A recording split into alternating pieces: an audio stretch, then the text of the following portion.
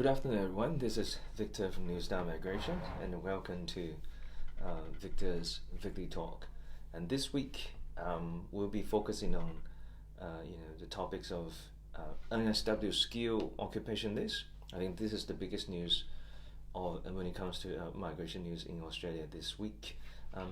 NSW governments review its occupation list early this week, and so what does it mean if you go to NSW migration website?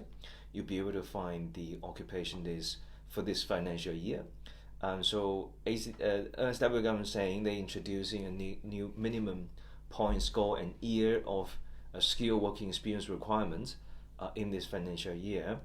And if any people who want to apply for either NSW 190 or 491 have to meet the minimum requirements. First, the EOI point, second, the working experience. Just give you an example.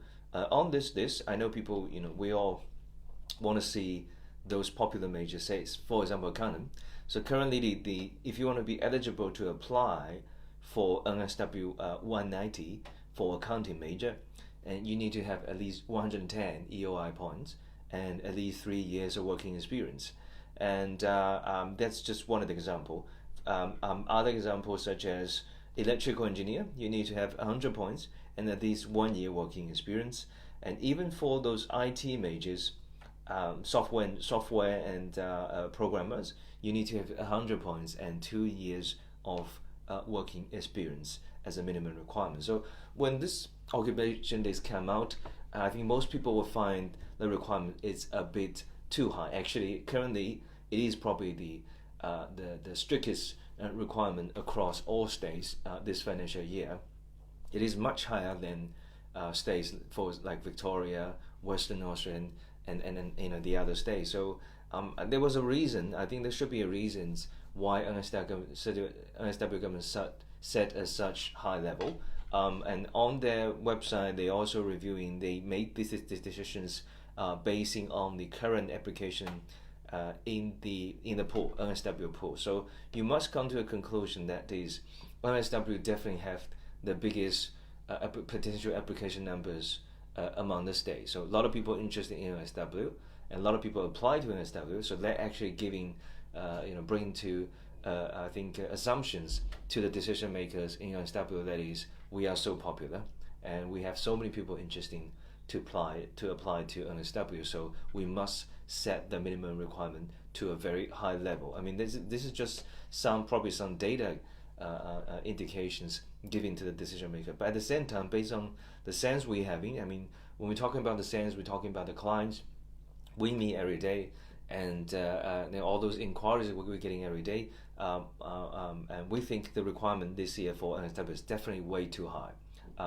Particularly if you talk about 190, then 190 was going to decided by the NSW governments in Sydney. But again, when it comes to 491, subclass 491, the requirement still remains pretty high. Most of the occupation requiring working experience. I think the things we've been talking about in the past couple of days, even the clients, among the clients, is the working experience requirement. We know the majority of the applicants in Australia are those graduates, so people who have been just graduated from their courses, and some people holding their working visa, but then they probably just starting the working visa. And when we look at the occupations, there's quite a bit of occupation asking you to have at least 2 years or 3 year working experience. So you are asking those people who graduate from university and have been working in Australia in their nominated occupation for 3 years of time. Just taking the example we just mentioned, accounting, to have 110 points as accountant, it's already very difficult. And you're asking those accountant graduates to have 3 years working experience. That pretty much eliminates 99% of the potential applicants in Australia. You don't find those people with 100 points and 3 years working experience still looking for permanent residency pathway. They should be already be nominated or on their waiting for permanent residency sometime before.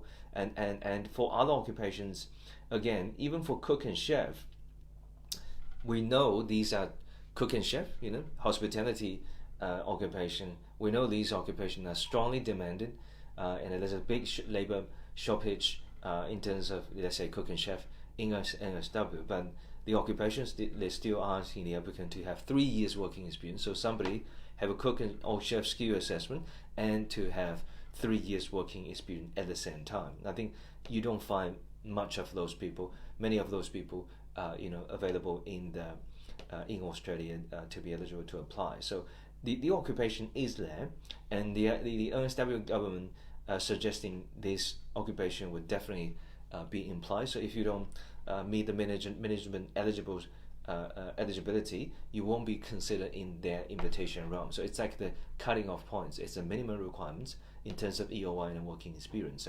So this is how it is. And then we get inquiry from the clients.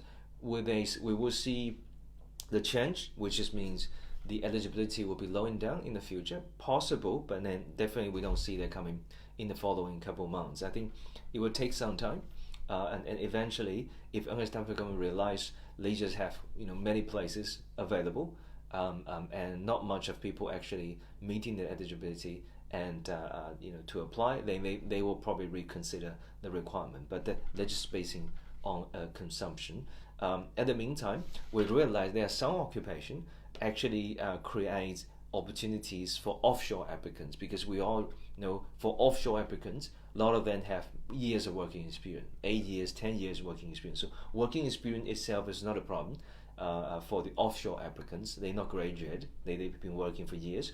So there are some occupation with a lower EOI points and a couple years of working experience actually seems quite possible for offshore applicants.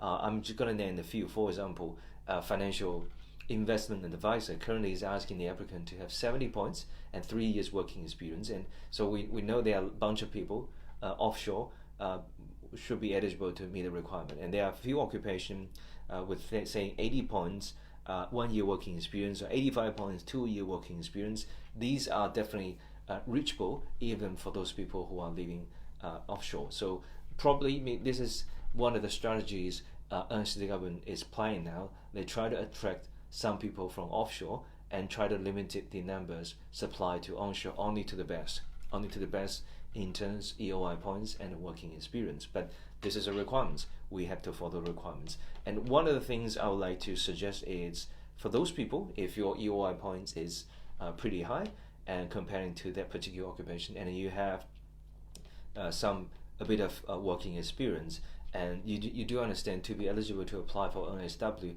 you need to have a residency in an NSW region. And we all know Queanbeyan, or places like Queanbeyan, surrounding area around ACT will give you the chance to meet the eligible requirements. So I had a client a few days ago who actually thinking about apply for NSW, and she's looking about 100 points, and she is landscape architect. So but then she had one working experience in ACT. So at the meantime, she need to have at least 6 months residency in NSW area in order to be eligible to consider for the nomination. So she's actually looking to move to Queanbeyan area. So staying in area like Queanbeyan will get you the chance in terms of residency.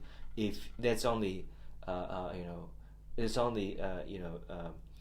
on something you should consider if you have enough EOI points and you have the relevant working experience. So basically, NSW, this is the last state, reviews their nomination policy, particularly the occupation there. So at the till this moment, we can see through all across Australia, we can comparing state to states. Till this moment, if we have to rank the friendliness of the policy across different states, we think this year Victoria is definitely the most friendliest policy to the applicants. But then you had to consider to move to Victoria to be eligible to apply for their state nomination. So Victoria definitely have a very easy eligibility to be met. Then we just had to wait for the invitation. Victoria is definitely the good one, and NSW is probably the worst one till this moment. Canberra stay very stable. It's still in the middle range. Of course, we're expecting there will be more allocation to ACT government in the coming, at the end of October. If that happens, of course, we are looking forward to the points drop a little bit, the metric points we're talking about, if the metric point will be able to drop by weeks, little by little, and then they will definitely attracting some people to consider ACT again. And in the past few rounds, we're seeing weekly invitation pretty much. Every week we see the invitation. The point is starting to drop a little bit for certain occupations. Some occupation we even see 65 points for 491 invitation. Some sitting about 70, 75. For 190, we'll be able to see 90 points, 95 points.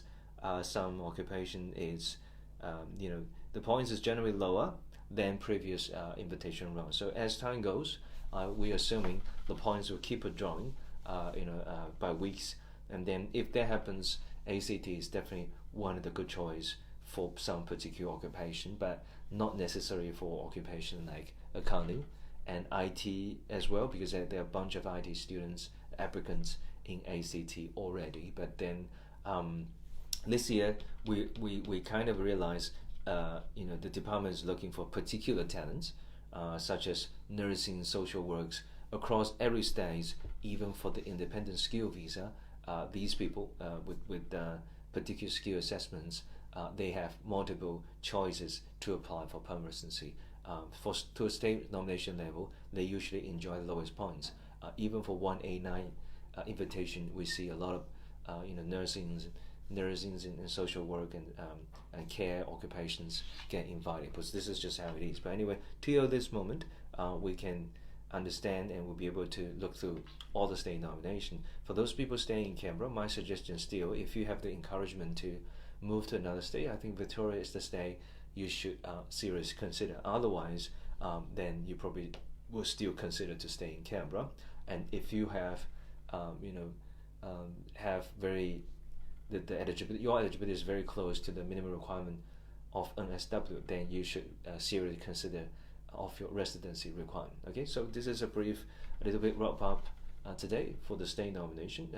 Pretty much it's about NSW skill occupation list update, and we just have to see, every state government start get to work, issue the invitation, and as time goes, hopefully some of the state will lower down requirement, and some of the state will get more allocation in order to lower down their requirement. Okay, thank you very much for this to the analyzing this week, and I'll see you next week again. Thank you.